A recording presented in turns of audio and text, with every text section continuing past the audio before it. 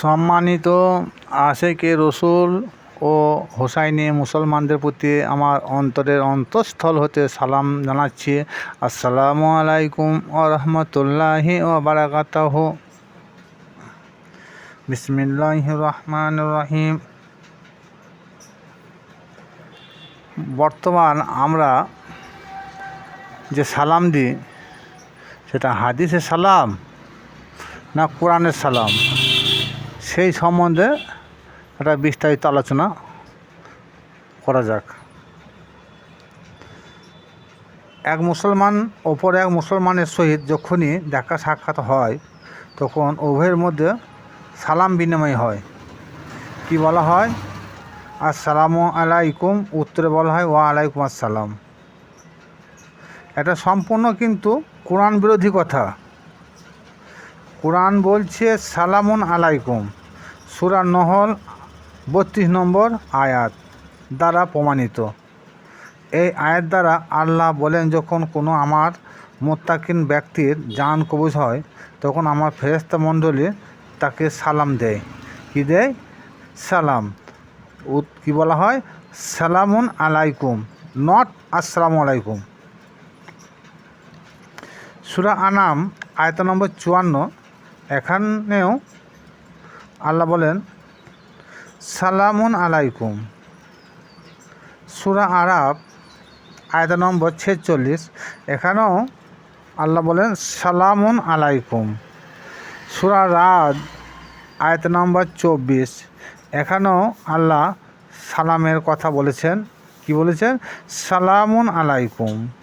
সূরা কাসাস, এখানেও সালামুন আলাইকুম উল্লেখিত আছে। অতএব যা বোঝা গেল, কোরআনের সহিত হাদিসের একটা সংঘর্ষ। আমি কোনো ব্যক্তিকে বলছি না যে তোমরা সালামুন আলাইকুম বলো, তবে যদি মনে করেন কোরআন মানি তাহলে কোরআনে লিখিত সালাম ব্যবহার করবেন, আর যদি মনে করেন আমরা হাদিসের সালাম মানব তাহলে সেটা আপনাদের ব্যক্তিগত মত। বর্তমান আমি যে তথ্যটা তুলে ধরেছি সেটা আমার ব্যক্তিগত মতামত নয়। সবাই কোরআনের কথা মানার চেষ্টা করে, কিন্তু আমি যেটা তুলে ধরেছি সবটাই কোরআন থেকে তুলে ধরেছি এবং বহু সূরার আয়াত নাম্বার দ্বারা প্রমাণিত যে সালামুন আলাইকুম। সমগ্র কোরআন শরীফে কোনো এক স্থানে আল্লাহ বলেন নাই যে আসসালামু আলাইকুম। এরপর আমরা কোরআনের সালাম মানব না হাদিসের সালাম মানব, সেটা আপনার আমার ব্যক্তিগত মত। আল্লাহ কোরআনে এক জায়গাও বলেন নাই যে আসসালামু আলাইকুম। এরপর আমরা কোরআনের সালাম মানব না হাদিসের সালাম মানব। আমি কাউকে জোরপূর্বক বলছি না যে আপনারা কোরআনের সালামটা মেনে নেন, হাদিসের সালাম বাদ দিন। সেটা প্রত্যেকের ব্যক্তিগত একটা মতামত আছে। হাদিস মানবেন না কোরআন মানবেন, এরকম বহু তথ্য আমরা দেখতে পাই যে হাদিস কোরআনের বিপক্ষে কথা বলে। আমার ক্ষুদ্র জ্ঞানে কোরআন হতে যাহা বুঝতে পারলাম তাহা সকলের নিকট পৌঁছে দিলাম। হুজুর পাক সাল্লাল্লাহু তাআলা আলাইহি সাল্লাম বলেন যে আমার পাক জবান হতে যে কথাগুলা বলা হয় সেগুলা হাদিস।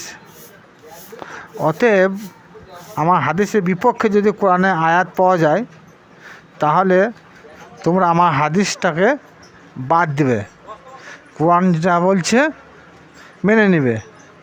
কোরআন এরকম তথ্য তুলে ধরার জন্য সাধারণ মানুষ হতভম্ব হয়ে যায়। আসসালামু আলাইকুম বলবো না সালামুন আলাইকুম বলবো। পূর্বে বলা হয়েছে যার যেটা ভালো লাগবে সে সেটাই বলবে।